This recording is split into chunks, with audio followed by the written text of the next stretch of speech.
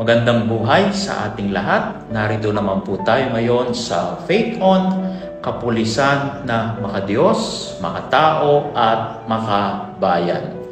Sa bawat kilos at tungkulin ng ating kapulisan, nasasaksiyan natin ang filosofiyang gumagabay sa kanilang paglilingkod, puno ng pananampalataya, malasakit at pagkamakabayan.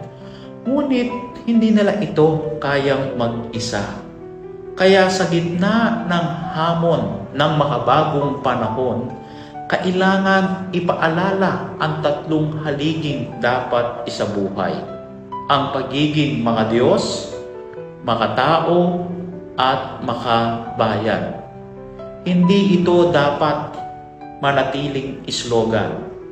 Sa panahon ng trolls, fake news, at mga nagkalat na edited videos sa social media na sinasadyang putulin o baluktutin ng katotohanan, ang pananahimik ay pakikiisa sa panlilinglang.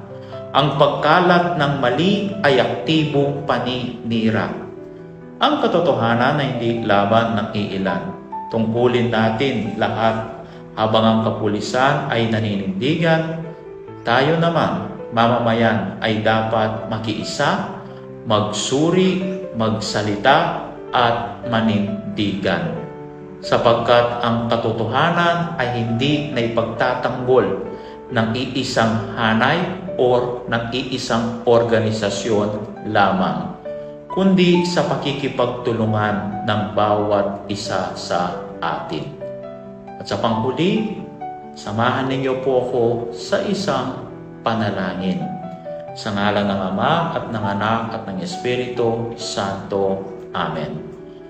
God of truth, strengthen our police officers with courage and justice, rooted in reverence for you. Renew our minds, that we may discern what is the will of God, what is good and pleasing and perfect. May we all walk in truth and stand for what is right. Through Christ our Lord. Amen. In the name of the Father, and of the Son, and of the Holy Spirit. Amen.